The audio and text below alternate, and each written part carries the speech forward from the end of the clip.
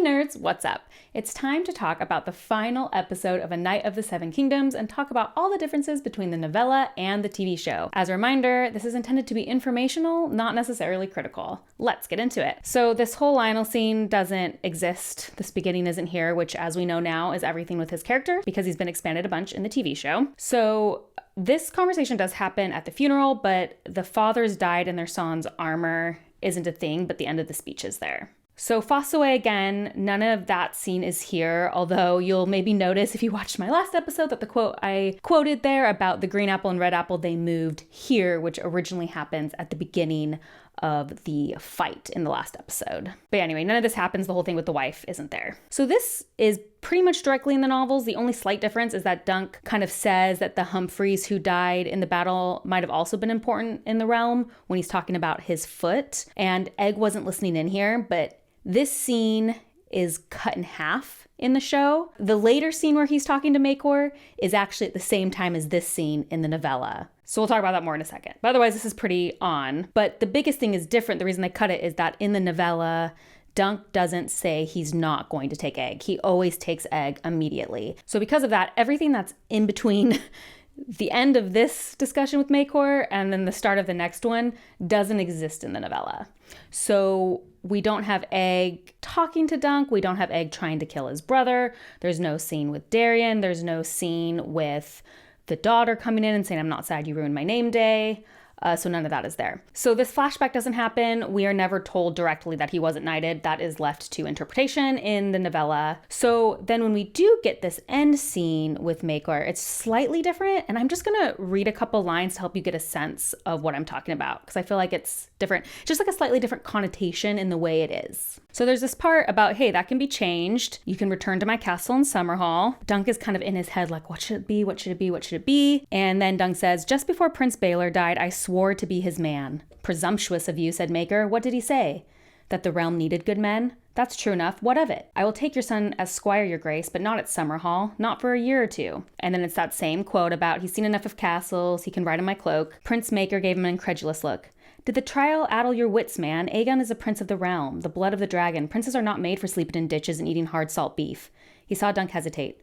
What is it you're afraid to tell me? Say what you will, sir. And then it's Darien never slept in a ditch. It's that whole thing. Maekor Targaryen, Prince of Summerhall, regarded Dunk of Fleabottom for a long time, his jaw working silently beneath his silvery beard.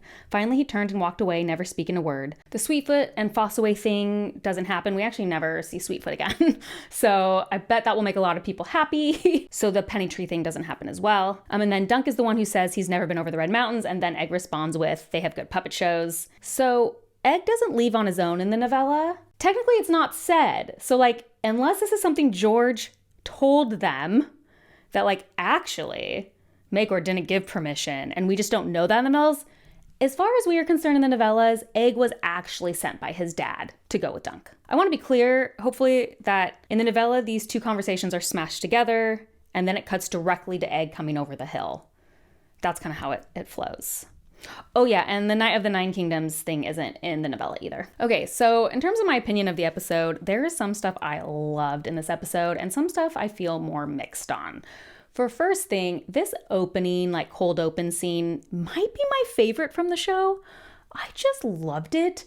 It was comedic and serious and kind of had all the right vibes and just the right way of how the show has tried to be as a whole, I think. I just really enjoyed it, and I enjoyed the whole conversation with Lionel. I really think he hit it out of the park in terms of stealing the show of a character who wasn't really involved in the novella. He just has such a charisma on scene, and he's so good at delivering his lines in such a funny way.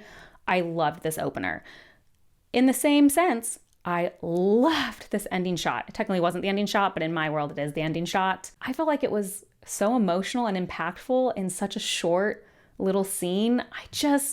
I really, really liked it. Honestly, I just want to heart every actor in this show. I just feel like everyone killed it. Like I already said, Lionel, obviously Dunk and Egg did such an incredible job. Fossaway just totally killed it. Everyone just brought all of the Targaryens did an incredible job. I feel like everyone really brought the energy they needed to bring.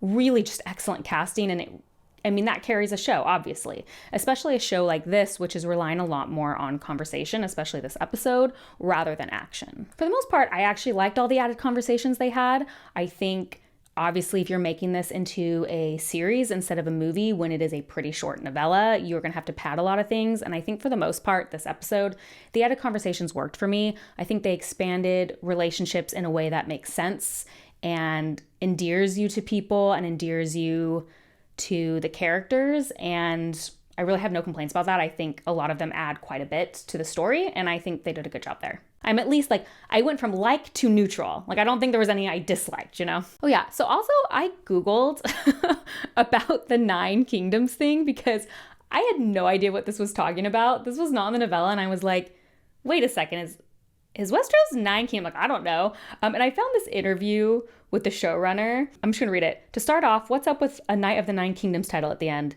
That's maybe me getting a little too jokey. People may hate it or crucify me for that, but there's a bit of lighter touch to these shows, and I'm going to learn some things. People are going to have a reaction to it, and I'm going to have a reaction to it after not seeing it for a few months, and we'll see. I like it. Enough of the wonderful creatives that I worked with liked it too. It came from an honest place. It's all true. It's 9 Kingdoms at that point. We want to make Westeros a fun place to hang out, even when terrible things are happening and everyone's sad, just like real life. So I did find this incredibly funny. This worked for me. I don't know if the showrunner's going to change their mind about it working, but I found it funny. It made me laugh. So I'm on their side. But yeah, I was like, did I not know this? Is this something I should have known? Anyway, you can take my credit away. I didn't know this, but I found it funny. I did roll my eyes slightly at the why didn't you ever knight me? I'm not mad at it. It's just so you really didn't trust your audience. You really over and over again were like, he's not knighted, he's not knighted, he's not knighted. I'm not saying it's not obvious in the novella, but it's not this obvious. I think you could ostensibly read the novella and miss it, but in the show, they're just not letting you miss it.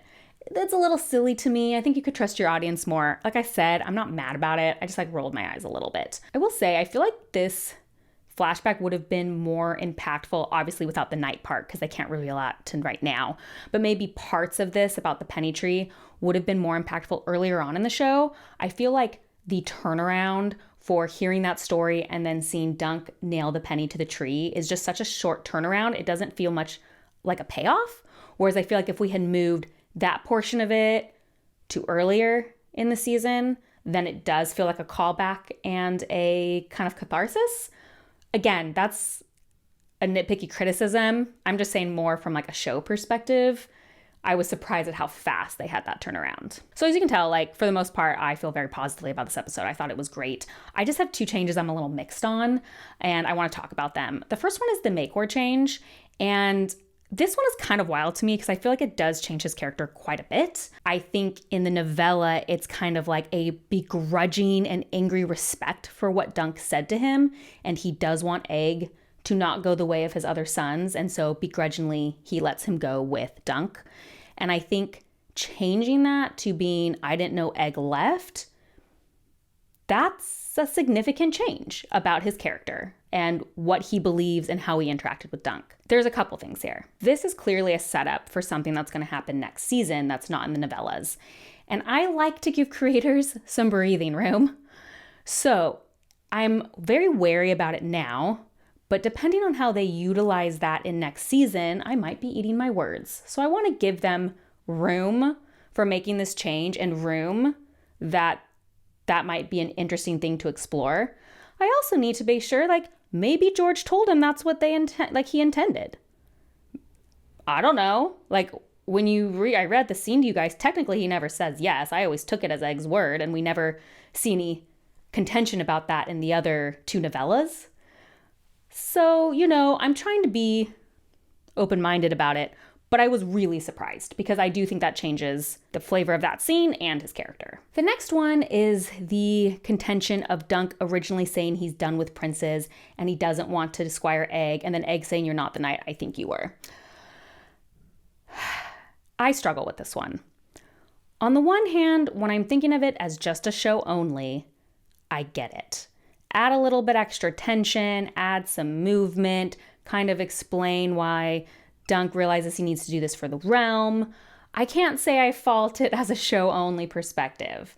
But as a novella person, My issue is that it's just like another drop in the bucket of something I've been talking about all season, which is just the slight hardening of Dunk. Dunk is much softer in the novella than he comes off in the show. I still think Dunk of the show is incredibly likable. I think the actor's doing an incredible job. But because of these slight changes they've made that have made him a little harder, a little less deferential to authority, and because, and this isn't the showrunner's fault, we can't be in Dunk's head, overall, he's less soft. And part of the reason I'm so in love with A Knight of the Seven Kingdoms is because Dunk is such an unusual protagonist. He's unusual in terms of the A Song of Ice and Fire world, and he's just unusual in general. He is not very smart intellectually, but obviously comes off very smart and intelligent emotionally. He is constantly degrading himself, saying dunk belunk, thick as a castle wall. And he's so differential that in the novella, when he speaks up and says that thing like, I bet Darian never spent time on the road, it's kind of shocking. You cannot believe Dunk said that to a prince. And in the show, I feel like you can believe Dunk said that to a prince because he's just been a lot more outspoken. So it just makes that final scene less impactful. Do I think this has some giant repercussions and makes the show bad? No. I think it's very obvious by my reviews that overall I've found the show incredibly successful and a very good adaptation.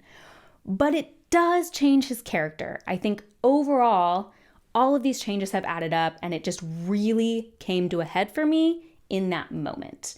It was one of those times where I was like, if we had made this a movie, you wouldn't have needed to pad time, so that probably wasn't something you felt you needed to do. So I'm not mad at it, but I hope maybe if you're here not reading the novella, you'll see that it does give the character a slightly different connotation. And I think that is just a real factor we get when we talk about the different mediums of book to movie. And I think when we talk about these things, people just always assume like, well, everyone thinks the book is better. And that's actually not really necessarily true. I think if you took some very famous movies and tried to put them into novel form, there would also be something lost from its original format. In this novella case, what is lost is Dunk's inner thoughts, and it did change things. But as a perfect example of even in the show, that end scene that I love so much with Sir Arlen wandering off with them at the very end, that is not a scene that could be in a novel in an impactful way like it was shown on screen. They're just different mediums. So I do think something is lost there. And that's a bummer for me, just because I think Dunk's character is what is so endearing to me about the novellas. Overall, clearly just such a strong season. Got lots of feels. Really think all the actors hit it out of the park, and I think it was a pretty good showing. I am unsure if I'm going to do a final season wrap-up. I feel like I've talked to you guys a lot already about the show in these, and unlike when I did this for Wheel of Time, I feel like I have less to say overall because this was such a close adaptation, and I do think it was such a great show. I really hope it performs well. I really do, because it is a little different, and I just thought it was good and I want to keep seeing it. So I'd love to know your thoughts on this episode, your thoughts on the season as a whole. If you think it's worth me doing like a season wrap up, maybe I will. I haven't decided yet, but maybe if you guys weigh in the comments, I will. As always, if you like these kind of videos, please like and subscribe. That is the best way to support me. And if you want to see what I'm currently reading as well as other nerdy rants, you can check me out on Instagram at bookborn.reviews. I'll see you next time. Bye.